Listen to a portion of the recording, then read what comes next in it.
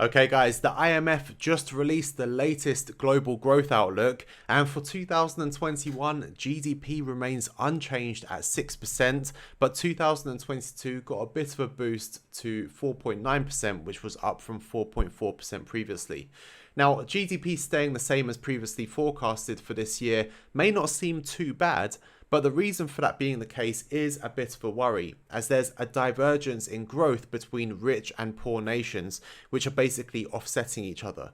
So that means that the recovery has not been equal, which is what many people expected, with the trend showing that rich countries are growing faster while poor countries are continuing to struggle. The only way to avoid this is for countries to work together, and that isn't happening enough right now. So with the Delta variant spreading at the moment, it makes the outlook even more uncertain and even more uneven between economies.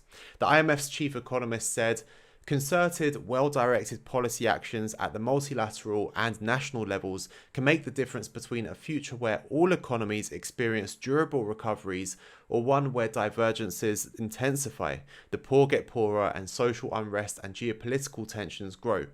For a start, the IMF and World Bank are trying to get countries to provide $50 billion to increase the vaccination rates, and experts are demanding that vaccines are shared equally. The IMF is also going to be providing $650 billion to help countries that are still facing a downturn.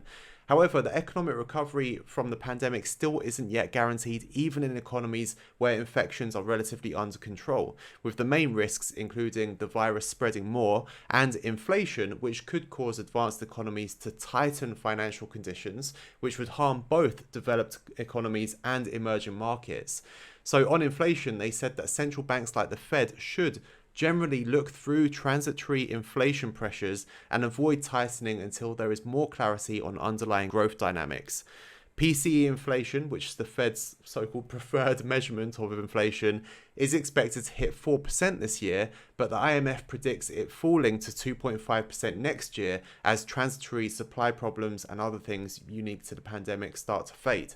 Now, there are many markets we're following at the moment to do with the US, but on screen here we have the Dow. In terms of the weekly, you can see that actually last week we closed very bullish. Yes, it was only a small move off the opening price for the week, but it's a very bullish signal here in terms of the way that it closed.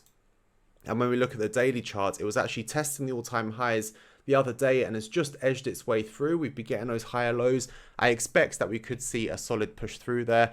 In terms of the US dollar, today we picked up a nice long entry on Euro USD, which we picked up during our 4-hour live stream session. So if you're a member, go and check out the replay. It was for the morning session. We've got the entry and the exit during the live stream.